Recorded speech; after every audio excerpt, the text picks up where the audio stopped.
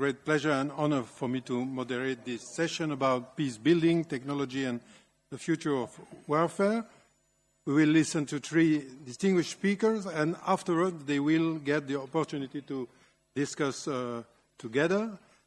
I will not present the speaker. You can find a wonderful CV on the website.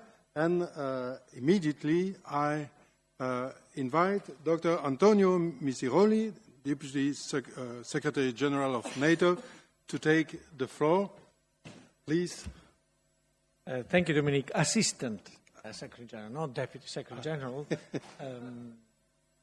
But nevertheless, I would like to thank you and to thank the organizers for inviting me to address this panel on peace building, technology, and the future of warfare. It is an issue that keeps me very, very busy on a daily basis, sometimes even awake at night. And I'm delighted to have this opportunity to discuss it with you here today. As you can imagine, these themes strike a particular chord with NATO. For 70 years, NATO has been a key pillar of transatlantic security. NATO promotes democratic values and enables members to consult and cooperate on defense and security-related issues with the objective of solving problems, building trust, and in the long run, preventing conflict. NATO is and will always be committed to the peaceful resolution of disputes. But if diplomatic efforts fail, it has the military means to undertake crisis management operations. These are carried out under the Collective Defense Clause of NATO's founding treaty, Article 5 of the Washington Treaty, or under a United Nations mandate, either alone or in cooperation with other countries and international organizations. One of the key strengths of NATO in the past 70 years has been its ability to adapt to new strategic realities, to be prepared for the future. And right now, the alliance is facing a new security environment. For many centuries, in fact, security meant addressing threats on land and at sea, and more recently, in the air. But transformed by many advances in technology, threats today can take more shapes and can come from multiple directions simultaneously. When we talk about hybrid or asymmetric threats, we refer to a range of tools, techniques, and instruments that blur the lines between peace, crisis, and war. Today we see disruptive technologies of all kinds spreading quickly with the potential to dramatically change the nature of conflict. With so many advances in technology, threats can now take many forms and can come from far away or nearby, from humans or from unmanned systems, from space or from cyberspace. These trends are enhanced by rapidly developing technologies such as artificial intelligence and quantum computing.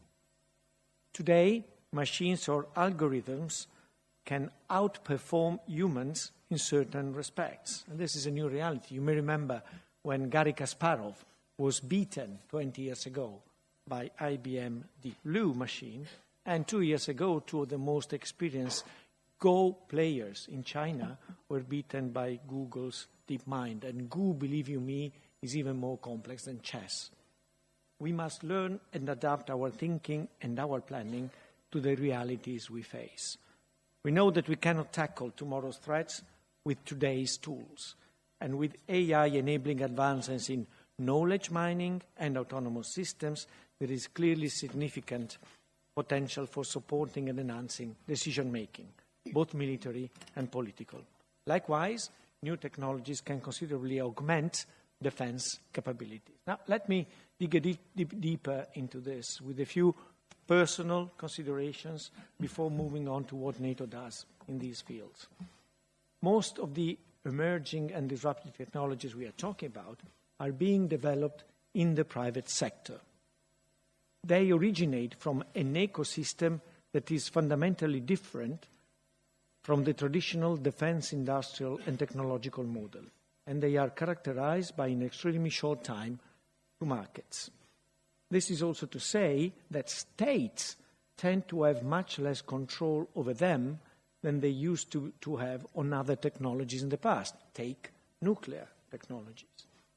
Access to these new technologies and intent about their use, therefore, play a key role. all the more so as the damage and disruption they can inflict can easily involve not only military forces on the battlefield, but also civilian population and critical infrastructure. Take cyber attacks and their potential effects. As a result, even traditional arms control and disarmament mechanisms are hardly applicable here, or are harder to apply here. There is no such thing as state's monopoly on the legitimate use of code as there is on the legitimate use of force. There are other actors out there, state and non-state, or state-sponsored, criminal organizations, and states that perhaps do not feel bound or limited by certain constraints that we tend to recognize in this field. Defending ourselves is no longer, therefore, about just looking at a map and deciding where to position troops and equipment. We need to defend ourselves in the digital age and in the age of artificial intelligence. That work is incredibly complex, and at NATO we are thinking about it in terms of both policy and practice, and always within the boundaries of international law. In terms of policy, we have been clear that an attack using cyber, hybrid or asymmetric methods has the potential to spur an Article 5 response. Whether incidents pass the Article 5 threshold is a political decision taken by consensus. There are no predefined thresholds, since this would only encourage adversaries to test the alliance's resolve. At the same time, it has been important for allies to reaffirm the fact that international law applies in cyberspace. In other words, there are rules that govern the space, and we need to abide by them.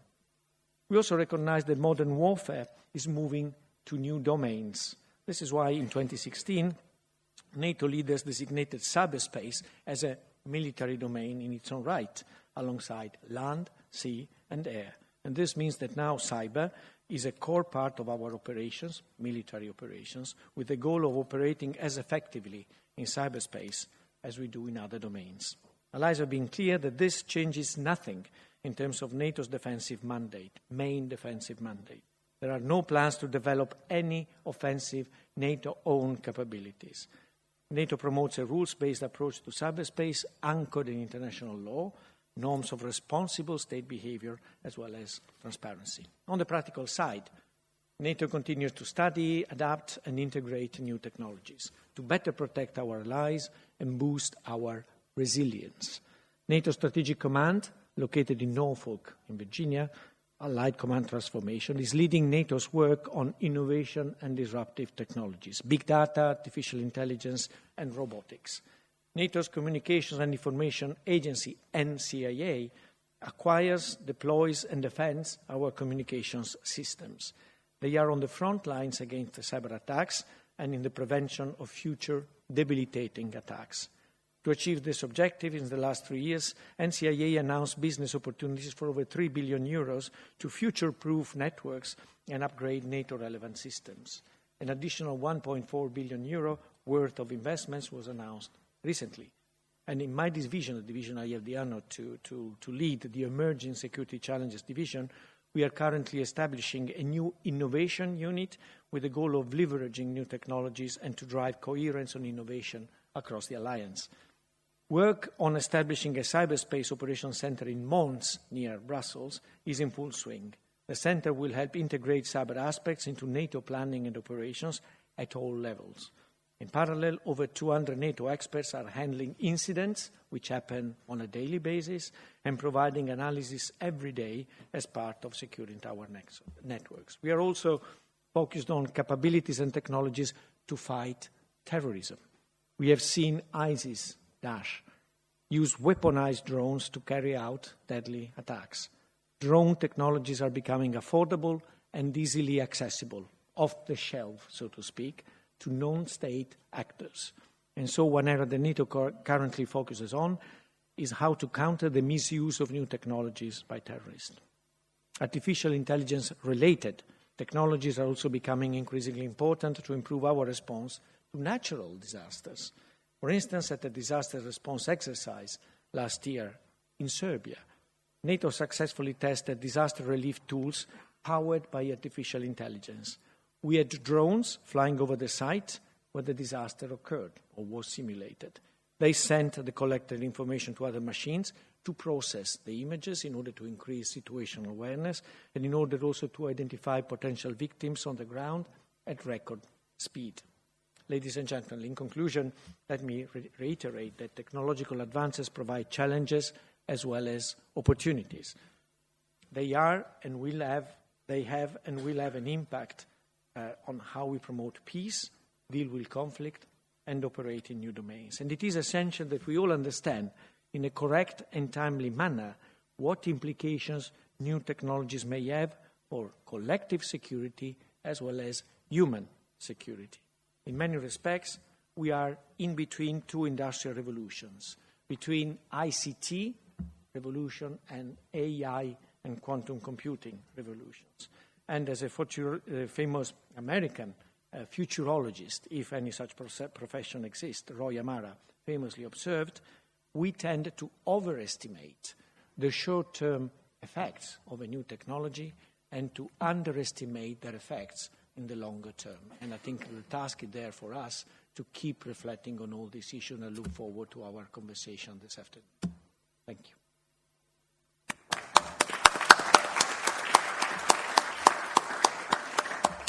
Thank you very much for your very interesting talk, and I know from your talk that these techniques are blurring the line between peace and war, between private sector and military sector, and I note also the problem to apply international laws, and for example, in international humanitarian law to cyber space. And maybe it blurs also the line between police operation and military operation. And we will certainly come back to this question, to the debate. And now it's a great pleasure and honor to give the floor to Dr. NADEZHDA ARBATOVA of the Institute for World Economy and International Relations of the Russian Academy of Sciences. Professor, you have the floor. Thank you very much. First of all, I would like to express my deep admiration for the activities of the Holy See in the cause of peace. And I would be happy if the Russian Orthodox Church supported such activities. I was asked to give a presentation on nuclear weapons and new technologies. And my presentation will include 4 focal points.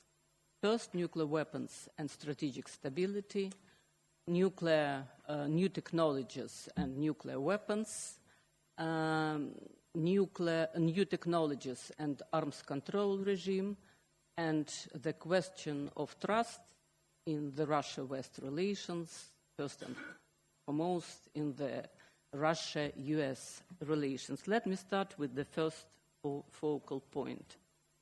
Beginning with the signing of the Partial Test Ban Treaty in 1961, an international arms control has deeply reduced nuclear arsenals.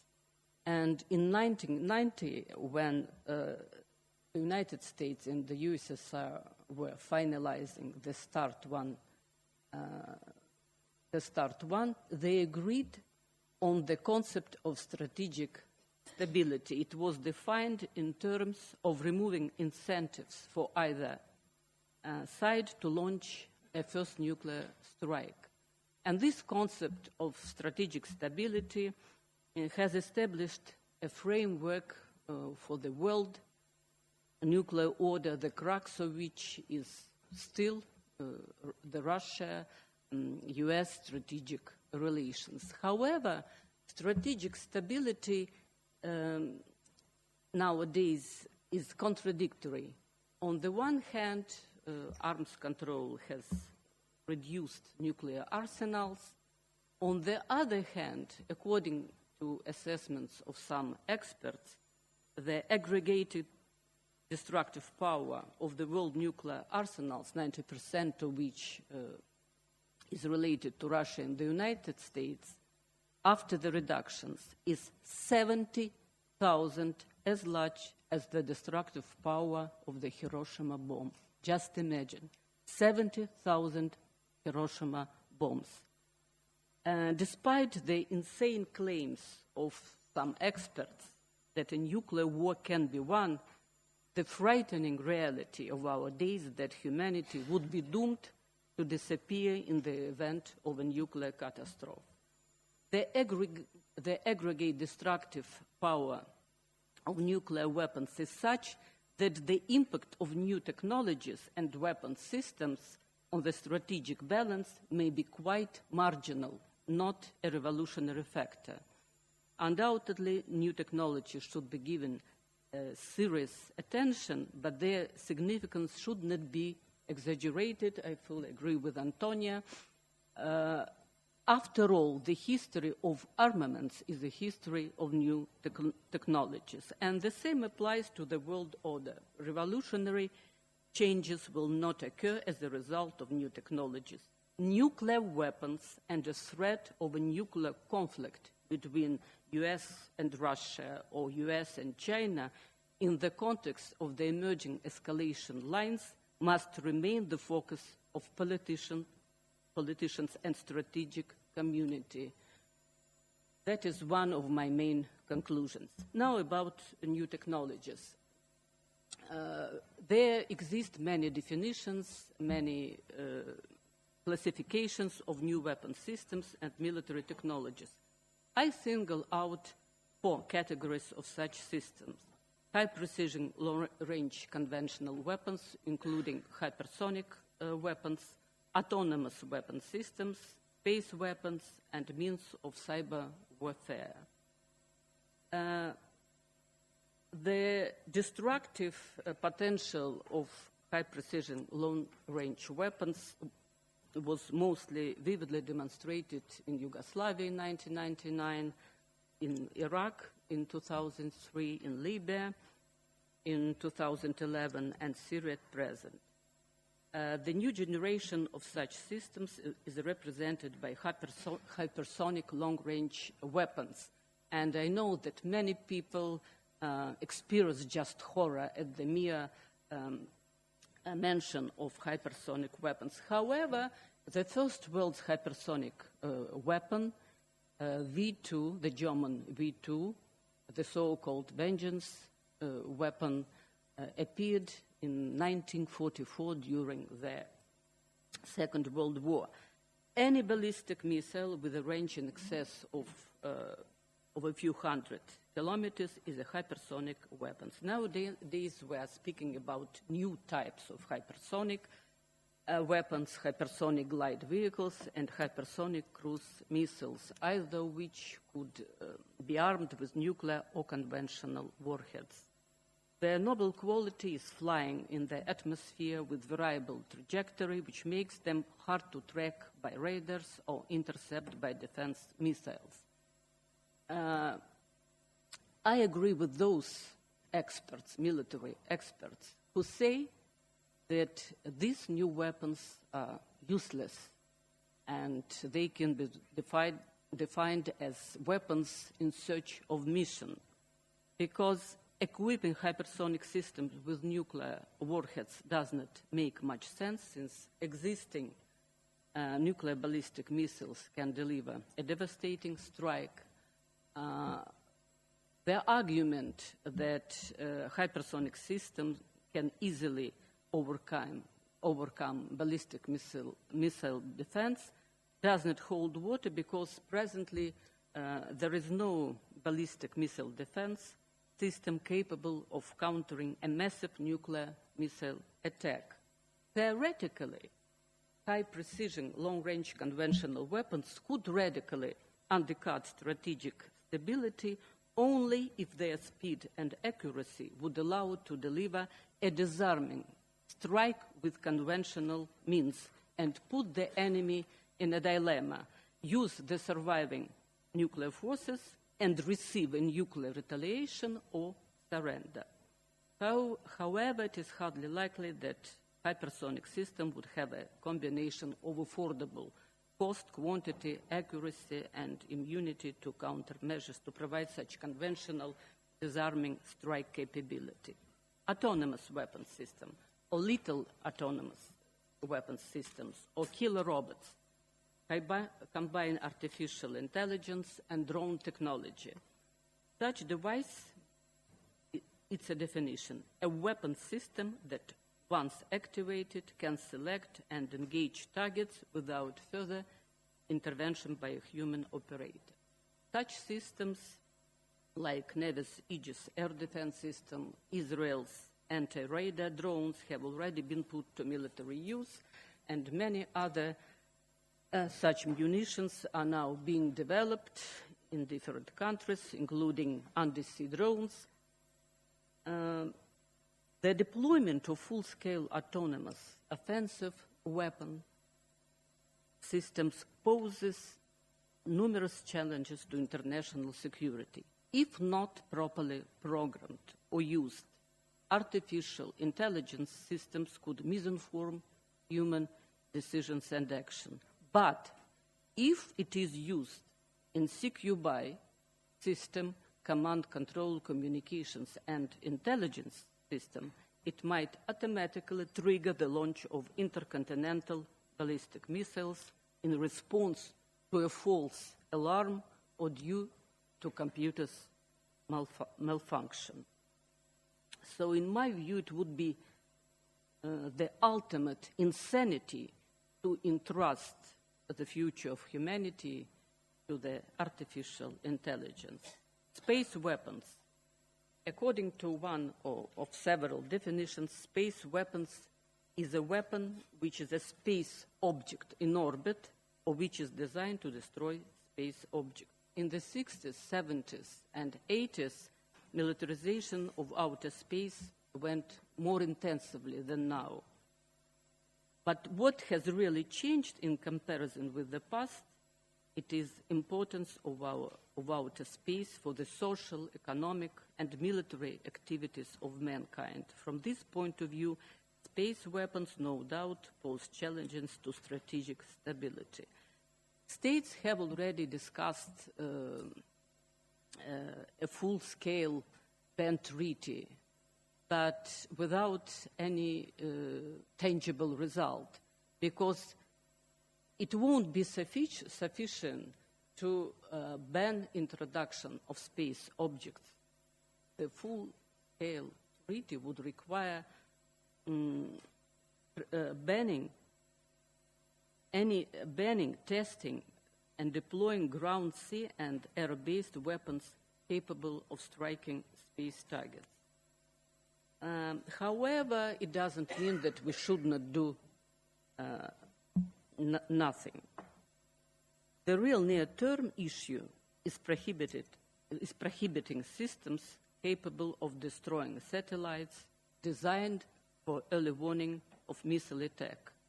This is really essential for preserving strategic stability. Cyber technology. Tony has already touched upon this issue, and I will confine myself only with the conclusion. Cyber technologies are primarily dangerous because they introduce a large element of uncertainty and unpredictability into the assessment of strategic balance and strategic stability. The impact of new technologies on strategic stability and arms control.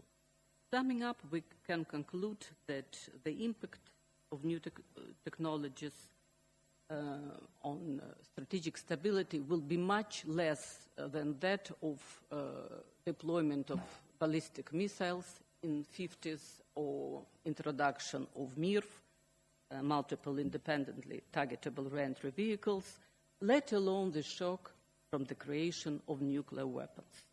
However, nuclear technologies could have a negative impact on the existing format of strategic stability, bringing about uncertainty.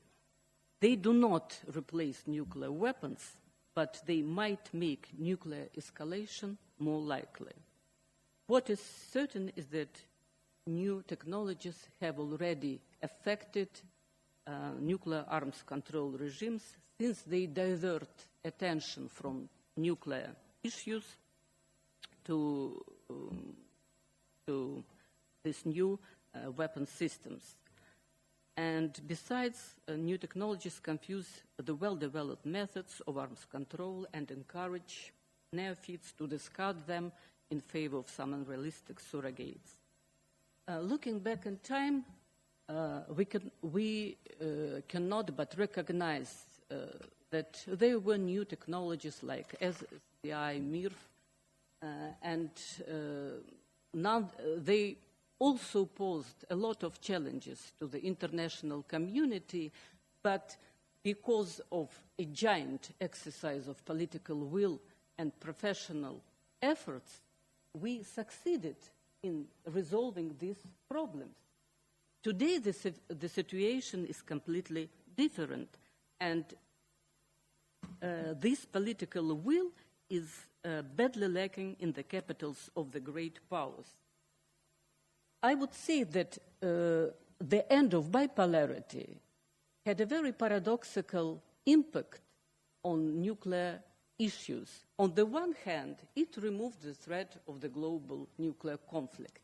On the other hand, it marginalized the nuclear issues. And the new generation of politicians, the post-bipolar generation of politicians, do not regard these issues as the first priority. That is a real danger. These new politicians, unlike their predecessors, did not live through several international crises, like Cuban Missile Crisis, Berlin Crisis. They do not know what the war is about. And many of their predecessors experienced this tragic reality. And these politicians in some countries, not only in Russia, I'm speaking about all nuclear haves, they have kind of romantic attitude towards nuclear weapons. And they draw wisdom from from the school of strategic thought, which I define as revisionist school. These experts say that we should adjust to multi-polar nuclear world. We should adjust ourselves to the fact that there will be nuclear proliferation, that nuclear weapons will be spreading. We should just adjust ourselves to this new environment. And they say also that arms control regime, because of these changes, has outlived itself, that it should be replaced with new formats, which I define as club of interests, that serious time-consuming and efforts-consuming negotiations should be replaced with vague discussions about, new security environment. And I think that this is a real danger. This is a real danger because nuclear weapons remain the most destructive weapons of all time. And I have already expended my time, but let me say a few words about trust. One of the arguments which is being used against arms control regime is a lack of trust. How can we proceed with negotiations since we do not have trust? But trust does not fall from heaven. Trust is being built. And trust between the USSR and the United States resulted from the tragic experience of the Cuban crisis, when we started to resolve problems together. And as a result of our efforts and arms control achievements, we created an unprecedented state of security for all countries, after the end of bipolarity, including European nations that had not known for 1,500 years after the fall of the Roman Empire. These lessons need to be remembered now. We should not wait for trust to fall from above. Thank you.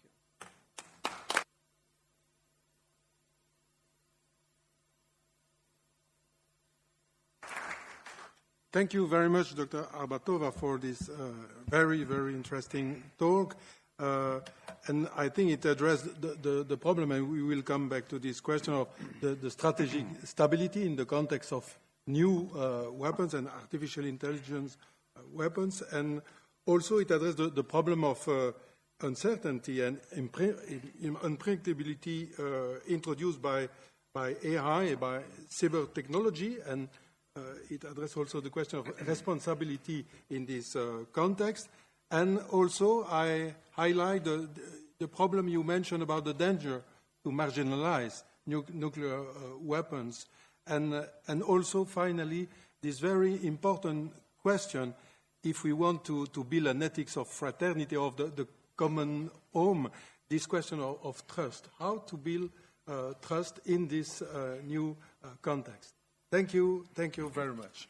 And now it's a pleasure and honor to leave the floor to Professor Robert Gallucci, academic and ambassador, emeritus professor of Georgetown University. It's a great honor to invite you to take the floor. Please. Thank you, Mr. Chairman. And I want to thank the organizers for giving me this opportunity to be here today. Let me start by saying that having listened to my colleague to my right here, Dr. ARBATOVA, that I am in violent agreement with her. And I find myself maybe not 180 degrees from where she is, maybe 10 degrees off, but not more than that. And among the many things I learned today, I'll take away with me from this morning session, since from this afternoon session already, it is not to follow her as a speaker. Our goal in this part of the symposium, I have taken to mean that we should all be working towards consensus on the elements of a shared response to new technology in warfare, so that even as we develop new technology, we will be also moving towards the common good, as unlikely as that may sound. My bit in this has been to look at the technological innovations and the political context for nuclear weapons these days. My interpretation of that is to speak to you briefly this afternoon about how we have managed nuclear weapons over the last 75 years, what's new about the political context, and what's new about the technological context. Let me begin by saying you may have already noticed something that would disappoint you, and that is that I'm talking about management. I'm not talking about elimination of nuclear weapons. I'm not going to talk about elimination for two reasons. One, because it's controversial, and not everybody agrees that it's a good idea. Some people believe that because of the very destructive power of nuclear weapons, they discourage use and they discourage large-scale war. And indeed, over the last 75 years or so, the major powers have not engaged in war, and some political theorists, analysts, think that is largely because of nuclear weapons, certainly through the decades of our bipolar world. The other reason is that it's pretty hard to imagine doing it, eliminating them, I mean. I approach the world as what I think theorists would call a realist would.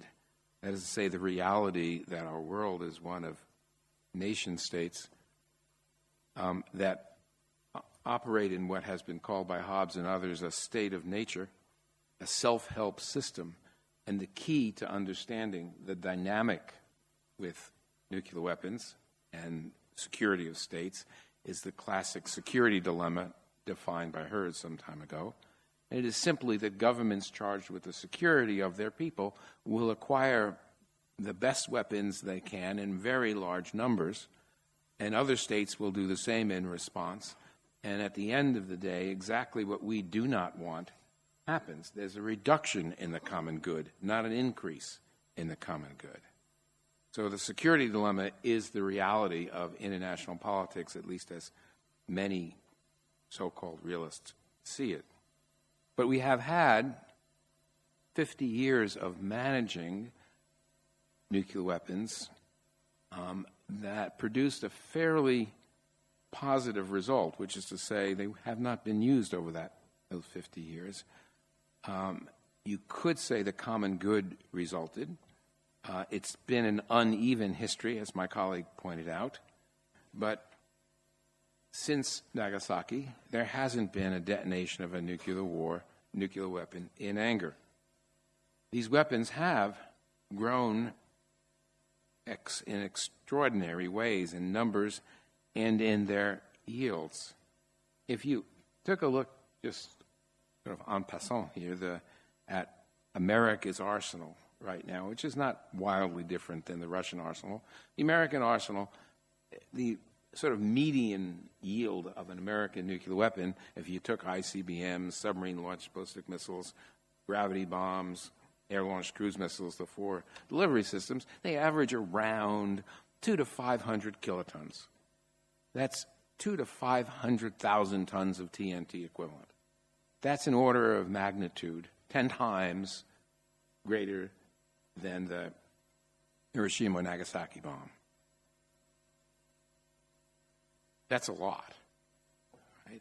At the height of the Cold War, this period I'm characterizing as sort of the golden age of management, the Soviet Union, the United States, accumulated over 60,000 of these weapons.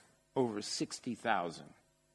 Now, you may wonder, as those of us who lived through it, and some of these people in this audience I can see have, why we would ever reach such numbers with such yields. I mean, maybe I don't know if I need to say this, but a 200 kiloton weapon detonating over a populated area will promptly kill not less than 300,000 people, and within 4 to 6 weeks, another 300,000. So each one of these middling weapons kills almost 1 million people.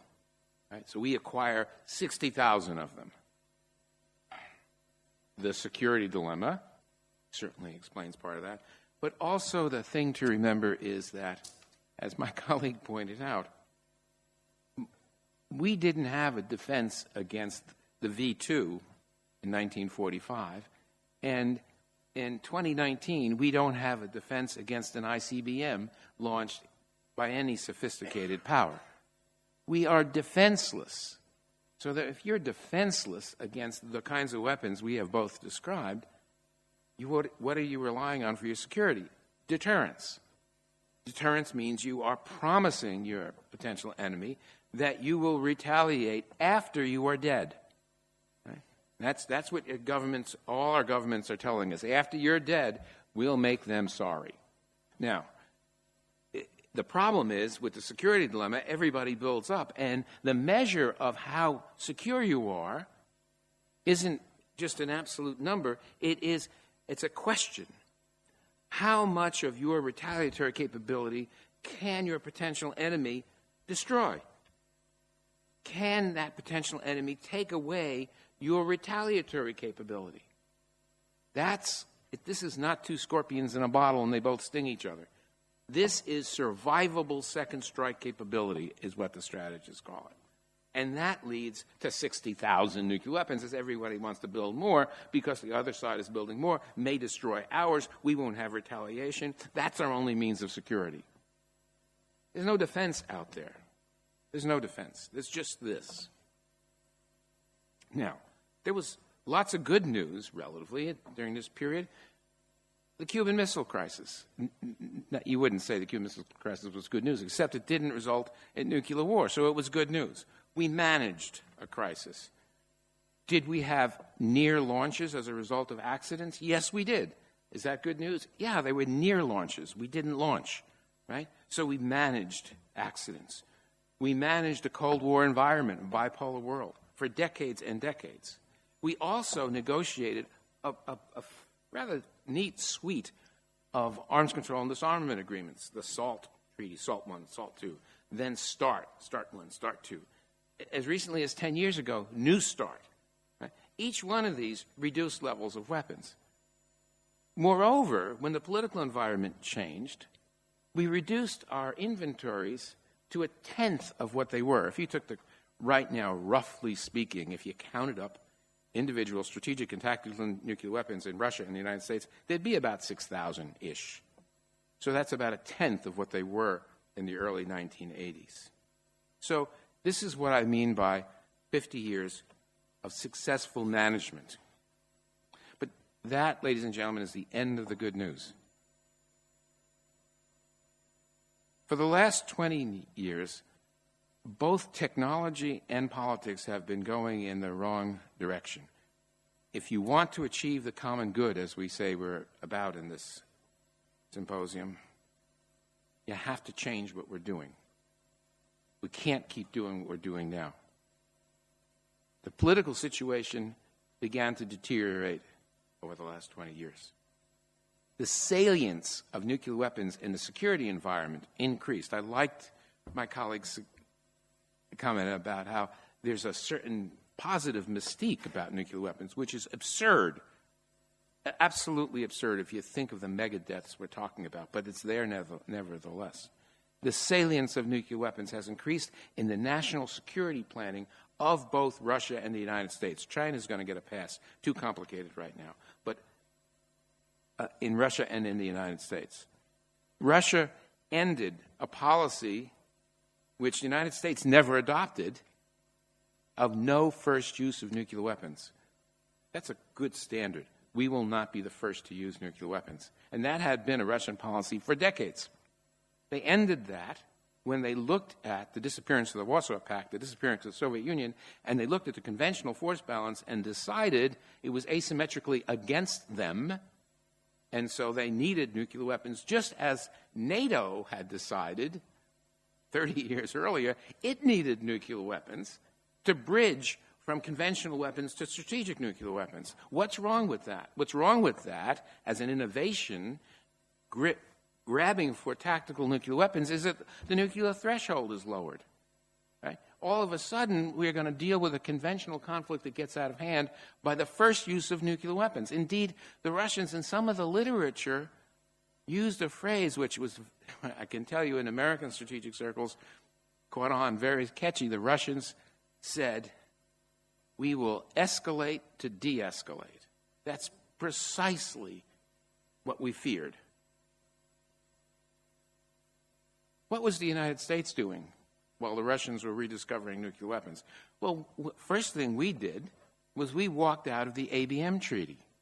Right? We decided that we wanted to build defense. But you might say, well, okay, if you're a government leader like George Bush was, defense is better than deterrence. He could turn to his population and say, I am going to build a defense.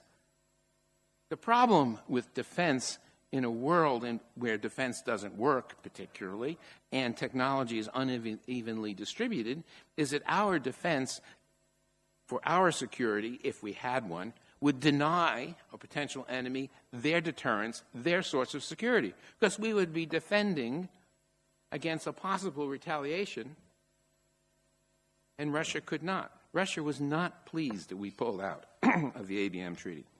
In terms of technological innovation, the American decision to pursue defense was catastrophic, in my view. At about the same time, we pursued a second catastrophic idea, and that was conventional prompt global strike. The idea that because we, the United States of America, had global responsibilities for our allies, and for our friends, we needed to be able to strike any point on the planet within 1 hour with conventional weapons. And exactly what my colleague pointed out was the reaction in Moscow. It wasn't, isn't that interesting? That was the Americans looking for conventional force capability to deny strategic capability of the Russians to deter an American first strike, which would be augmented by a missile defense which would absorb whatever residual capability the Russians had. Real feelings of insecurity resulted from that little technological innovation. What's really interesting about this from Americans' perspective is that we don't actually have these capabilities. What we have is the threat that's produced the response, but we can't do it. We cannot defend against any kind of sophisticated ballistic missile attack. We just can't. And that technology, the prompt global strike, we do not have. We have talked about it. We've deployed view graphs or whatever we do these days, but we don't have it. That didn't stop the Russian president in 2018 from announcing an enormous suite of activities aimed at overcoming a capability the Americans have, only the Americans don't have them. So the Russian president announced a hypersonic glide vehicle that would evade America's defense, a torpedo that would go underwater and not be subject to defense by the United States and attack our coastal cities, and a nuclear-powered cruise missile, you heard about a little incident not too long ago, that could attack from any direction, all to overcome America's technological innovation, which we couldn't accomplish. If you can't get analytically, abstractly, the idea of a security dilemma, this should do it for you. If you look at just about the same time that the Russian president was making these comments last year, the United States issued what we do periodically, what's called the NPR, or the Nuclear Posture Review. And in that review, the American Defense Department explicitly pointed to the new Russian technologies, the embrace of tactical nuclear weapons, and announced our new technologies to overcome their new technologies, including a new embrace of tactical nuclear weapons, lest the Russians believe they had an advantage at the tactical level in nuclear weapons. This is unbelievably inappropriate, destabilizing. The nuclear threshold for us and the Russians right now has been dramatically lowered, the point at which in a conflict we would use nuclear weapons. That is just plain stupid. It is not, I'm pointing out, the common good.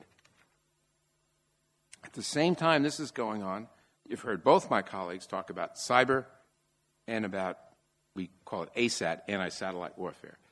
The concern here really is just what they've pointed out, that both these technologies are destabilizing in time of crisis. That the idea, we call it C-cubed, command, control, and communication, that in the midst of a crisis, we will interfere with, because we have offensive, it's not like NATO, the United States does have offensive cyber, and we might interfere with command and control and communication of Russian leadership with Russian military units, and they might do it to us, just when we most needed that. ASAT, similarly. If we can't characterize a threat, we will assume the worst. And if anti-satellite weapons are used to temporarily blind or permanently disable our satellites, that creates the worst of situations. So we are just where we do not wish to be. The world is larger than the United States and Russia. They have the most nuclear weapons. That's why I focused on them. This was a thorough presentation. We talk about India and Pakistan. Pakistan has the fastest growing nuclear weapons program on the planet right now. We would also talk about North Korea's relationship with the United States, not something we should be pleased about, and the new concern we have, thanks to U.S. policy of very late, with respect to Iran. So none of these are good things. There are things we can do in response, but I think we'll leave that for discussion. Thank you very much.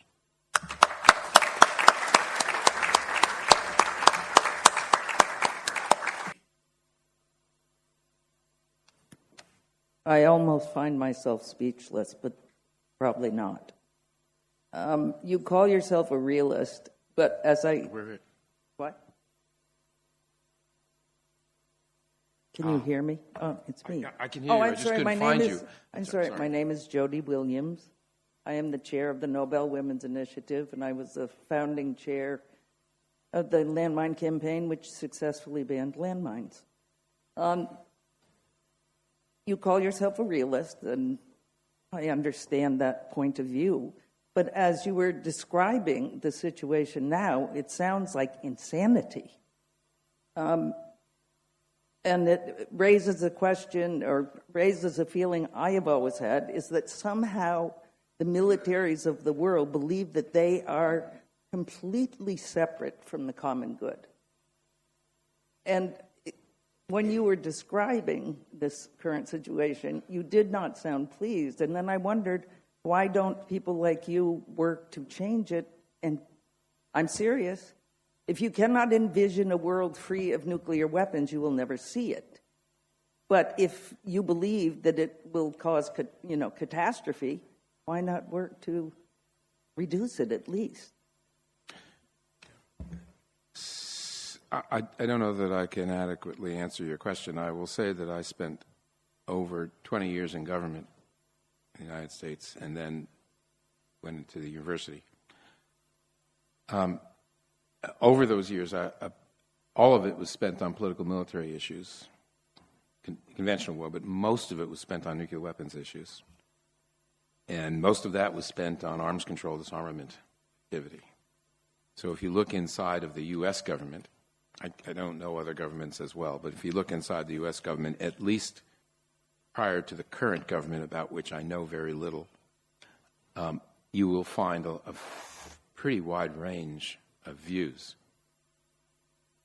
Everybody will make their arguments for their view in a realist way if they wish to succeed, because nobody in an elected position or a senior administrative position is going to say he or she is anything other than a realist, because they're charged with the security of the country, right? And so that's what they will be about, and they probably will. I mean, I believe what I'm saying about this, and I believe that during those years, I worked for stability, control, and reduction, where reduction, if I thought reduction was stabilizing. So all I can say is that you can, as an individual, can do a limited amount. I think you are spot on if you believe that I am not likely to bring you a world where there are no nuclear weapons if I can't envision it. And I can't, and I wouldn't, therefore. Okay. Okay, next question. One thing, please. In each of the questions, please say your name clearly and your responsibility so everybody can know who it's about, okay? Maybe there is a short reaction. Yes, please.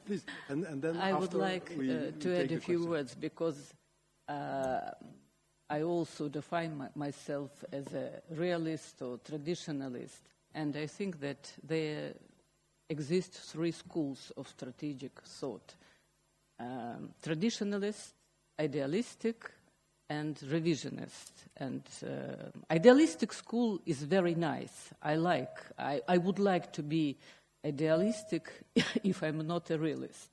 But I understand that a world without nuclear weapons is not our world minus nuclear weapons. It's a new world with different political relations. And we should have it in our, in front of us, like a goal, a final goal.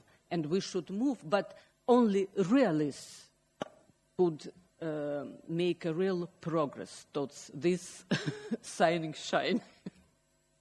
Okay, thank you. My name is Philip Mcdonough. I was an Irish diplomat and ambassador for many years, and I worked for many years in arms control, and I'm now doing work in different universities on religion and international relations. It seems to me that the Islamic thinker Avicenna could help to build a bridge between the speakers and Jodi. He made a distinction between the possible and the potential. So the possible is what we can do tomorrow, and the potential is the future that might become visible if we take the possible steps. Obviously, I come to this issue from an Irish perspective of strongly favouring nuclear disarmament, but I'd just like to make 3 or 4 very general points based on my experience of these negotiations. I think we need to enlarge the problem. I mean, if we stay purely within the context of arms control, we may not get very far. So one obvious idea, is that we simply spend far too much money on weapons. And there's no proportionality, there's no metric comparing arms expenditure with other forms of expenditure in the area of security. And secondly, I think we have to face the fact that expenditure on armaments shapes the ethic of a society. Now, ancient Sparta is an incontrovertible example, but there are many examples closer to home. And I think a third point is that all of this is heavily bound up with private interests. And this is a point of comparison with what we're talking about more generally. The arms industry is an important lobbyist, and the arms trade underpins the arms industry. And the fourth point is that the international law situation is not as comfortable as some speakers may wish to suggest. And my last point is about multilateralism. I think the UN Charter and the Helsinki Final Act both try to bring arms control into a close juxtaposition with economic issues and with human rights and humanitarian issues. So in terms of enlarging the problem, what we really need to do is to restore that juxtaposition and make multilateralism fit for purpose. Thank you very much. May I ask Professor MISSIROLI to give his comment, please? I just wanted to say that I'm a bit shocked by the fact that I didn't expect a discussion on nuclear weapons. I expected a discussion on the new technology and the impact they could have on our security and how to redefine the common good in light of that. These new technology have an impact on the nuclear debate because we all know that command and control systems for nuclear weapons do include an increasing amount of cybernetics, so to speak. But the real issue today is that we are confronted with challenges to our security and our common good that do not necessarily involve nuclear weapons. There is a sort of taboo about nuclear weapons worldwide. The simple horror of what happened in August 1945 still blocks attempts or temptations to go down that road. I mean, it is mostly for deterrence purposes that countries acquire and spend fortunes on nuclear weapons. But a nuclear weapon is a political weapon. It's not a weapon that you really want to use. Whereas what we are witnessing today is that there are other forms of weapon that are being used against which there is no taboo, there is no international restriction, there is no convention. Arms control systems do not apply for the simple reason that most of these weapons, if we call them this way, are not state-controlled, and international arms control are up between states, and therefore it is very difficult to do that. They cannot be inspected because they are not in huge nuclear facilities, they are not in silos with missiles, they are in computers. They cannot be disposed of, which is a fundamental mechanism of arms control and disarmament, because even if you destroy code, you can easily recreate code. International law is in principle applicable to that, but it is the interpretation of international law that tends to vary a lot. There is no such thing as a multilateral agency, like the International Atomic Energy Agency or the OPCW in The Hague for chemical weapons, that can oversee, on behalf of the international community, the possible misuse of these weapons, the legal acquisition of these weapons, and therefore we are really in uncharted territory here. Add to that most of these operations are carried out as foreign intelligence operations. International law doesn't forbid espionage at all. It is not forbidden. And therefore, even in that particular respect, there is an additional difficulty. All these operations using, in particular, cyber weapons have a high level of deniability. It's not like seeing a tank crossing a border or a missile hitting national territory. you don't see them coming. And it is very difficult to attribute them. It is a very, very complex exercise that only a few agencies worldwide are in a condition to do, including in our countries, only in some countries. And therefore, we are confronted with a completely different ballgame.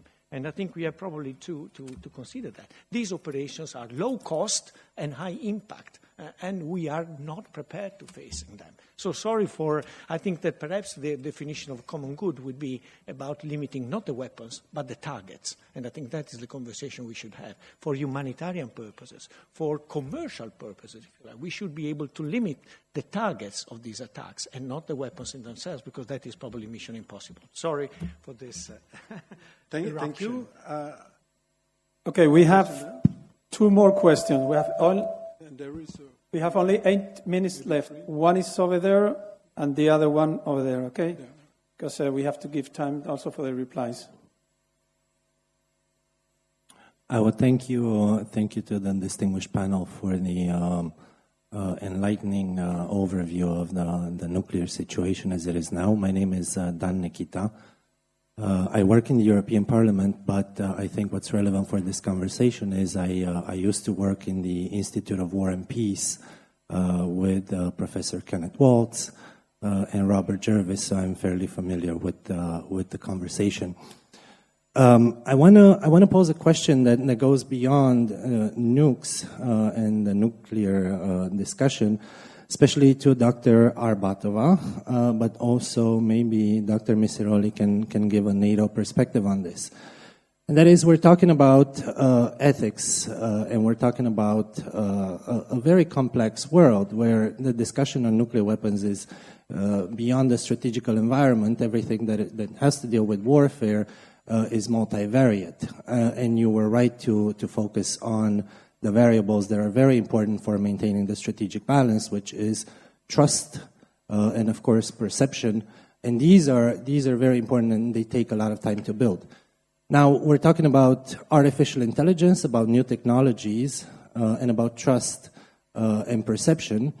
My question is, how do you feel that, and of course warfare has always been multivariate, right, with espionage and with propaganda and with different other instruments, not just machines and soldiers on the ground.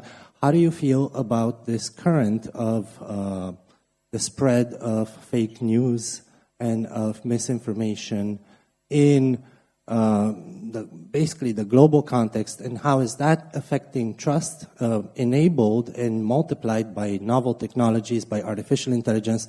How is that affecting trust? How is that affecting perception? And in the end, how is it affecting the strategic balance, which leads to all the problems that you have just highlighted? Thank you.